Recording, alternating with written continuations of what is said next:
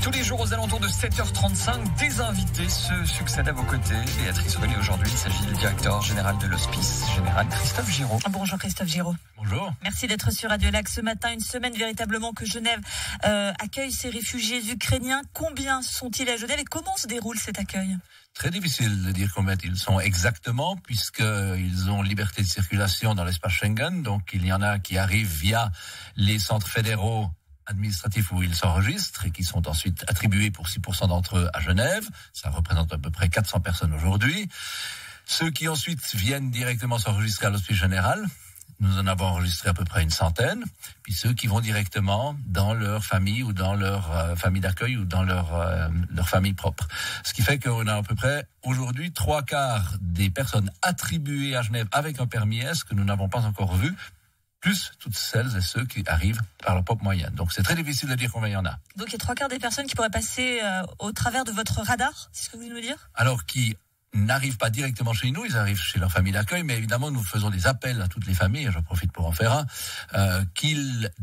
les réfugiés ukrainiens doivent venir chez nous s'enregistrer. C'est très important parce que ça leur donne droit à une couverture à la malle et à une assistance financière dont ils peuvent avoir besoin. Quel est le profil de ces personnes ?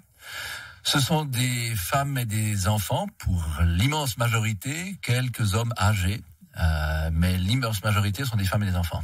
Avec donc un accueil très différent de la dernière grande crise migratoire de 2015 où c'était des hommes seuls partis de Syrie pour la plupart. Effectivement, et ça nous pose un challenge particulier parce que loger des femmes et des enfants, ce n'est pas la même chose que de loger des hommes seuls. Donc nous avons là un véritable défi d'hébergement. Vous le disiez, défi d'hébergement, d'autant qu'on dit que le canton dispose que de 3000 places. À terme, peut-être 15 000 personnes. On a beau ne pas être très doué en mathématiques, on se rend bien compte que le compte n'y est pas. Comment allez-vous faire ? Effectivement, le compte n'y est pas et nous sommes en train de chercher des salles, des halles. Palexpo a été mentionné, salle de gym, salle communale. Palexpo, c'est une possibilité crédible pour vous ? C'est une possibilité tout à fait crédible. Nous y travaillons. Nous sommes en contact avec les responsables de Palexpo, Monsieur Membré, et nous travaillons à à aménager des halles à terme. Halle d'exposition, pas pour accueillir des personnes. Donc il y a tout ce qui est sanitaire, etc. Tout ce qui est sanitaire, tout ce qui est lit, tout ce qui est cloison, toute cette affaire. Heureusement, Palexpo dispose d'une grande expérience, donc ça va nous aider beaucoup. Et potentiellement, si ça devait se faire, ça pourrait être mis rapidement en place ? Alors la halle qui serait disponible l'est à partir de mi-mai, ce qui risque d'être un peu tard, vu le rythme auquel les réfugiés arrivent à Genève. D'ici là, il faudra trouver d'autres solutions plus rapides, comme les salles de gym et ou les salles communales. Salle de gym et salle communale, donc potentiellement pour accueillir temporairement, ce serait pas définitif pour ces personnes-là. Alors on espère bien que ce sera temporaire et qu'on trouvera d'autres solutions, parce que dormir dans une salle de gym, c'est évidemment... Vous avez au moins un toit lorsque vous arrivez à Genève, mais ce n'est pas une solution acceptable à terme. Donc à vous entendre, l'accueil auprès des habitants à Genève est indispensable pour arriver à accueillir toutes ces personnes. Indispensable, nous n'y arriverons pas sans solidarité des Genevois et des Genevoises pour accueillir ces personnes chez elles. Et aucun abri EPPC ne sera utilisé ? Le Conseil d'État l'a dit. Aucun abri de protection civile ne sera utilisé pour les réfugiés ukrainiens. Des réfugiés ukrainiens, mais il y a eu d'autres réfugiés. Il y a encore d'autres réfugiés qui sont accueillis à Genève.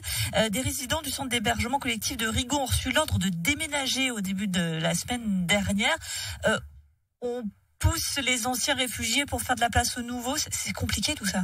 Alors ils n'ont pas reçu l'ordre. Nous discutons avec les habitants et les résidents du centre de Rigaud, comme d'autres centres d'ailleurs que nous gérons, pour réaménager nos espaces. Vous le disiez, la majorité des migrants dans l'ancienne crise migratoire et dans la migration traditionnelle, si j'ose dire ça ainsi, sont des hommes seuls. Et puis nous avons maintenant des familles, donc il faut que nous réaménagions la manière dont nous hébergeons les personnes pour faire de la place pour des familles, ce qui est une autre manière de loger des gens. Et les anciens réfugiés, où réussissez-vous à les mettre, puisqu'on l'a dit, il n'y a pas assez de place pour tout le monde? Alors on ne va pas mettre dehors d'anciens réfugiés pour mettre des nouveaux, ça c'est sûr. On est en train de réaménager la manière dont nous les hébergeons, mais nous gardons, tout le monde a droit à un toit, quelle que soit sa provenance, ça ce n'est pas la question. Réaménagement donc des places d'accueil, réaménagement aussi de l'hospice général. Vous avez dû créer une toute nouvelle équipe accueil Ukraine au Bouchet. Oui, nous avons créé cette équipe en quelques jours pour accueillir tous les Ukrainiens qui viennent, qui arrivent à Genève en provenance des centres fédéraux avec un permis S. Elle fonctionne 24 heures sur 24 parce que, évidemment, comme la Suisse est un peu débordée avec cet afflux de réfugiés, nous travaillons tous les jours, mais ça fonctionne très bien. Un accueil qui va s'inscrire malheureusement dans le long terme. Ça aussi, ça va demander une adaptation. Ce n'est pas quelque chose de temporaire. Qui risque effectivement de durer dans le long terme. Pour l'instant, nous avons donné, le premier coup de rein pour nous mettre en place et commencer l'accueil. Effectivement, la deuxième phase, ça consiste à durer dans le temps. Les Genevois sont nombreux à se demander comment ils peuvent aider à l'accueil. Qu'est-ce que vous pouvez leur dire? Alors, toutes celles et ceux qui ont des places d'hébergement, nous les appelons à les mettre à disposition en se rendant sur notre site solidaritéukraine.ch ou en téléphonant à la ligne verte 0800 900 995 pour s'ils ont des questions de comment s'inscrire pour donner une chambre ou pour mettre à disposition une chambre. Et puis tous ceux qui, je peux bien imaginer qu'à terme des appels seront faits pour des habits ou d'autres choses. Pour l'instant, les besoins ne sont pas là, sur Genève, mais cela risque bien d'arriver vu le nombre de réfugiés que nous attendons. Juste d'un mot tout de même en rappelant que quand on accueille quelqu'un, c'est aussi quand même une contrainte d'avoir quelqu'un chez soi. C'est important aussi de le rappeler parce que parfois dans l'euphorie on peut s'imaginer que tout est simple. C'est tout de même une personne extérieure qui vient chez soi, est important quand même de le rappeler. Oui, nous avons cette expérience de la crise syrienne où des Genevois et des Genevoises avaient déjà proposé des chambres et puis on voit qu'à terme, bien les réfugiés, les familles ont besoin aussi de leur vie privée et que ça peut héberger quelqu'un à long terme créer quelques problèmes. Merci beaucoup Christophe Géraud, directeur général de l'Hospice Général. On va rappeler votre ligne verte 0800 900 995 pour toutes les questions. Et puis que si jamais vous connaissiez des réfugiés qui ne se seraient pas inscrits, allez au Bouchet, c'est important pour leur accueil. Merci beaucoup Christophe Géraud. Merci.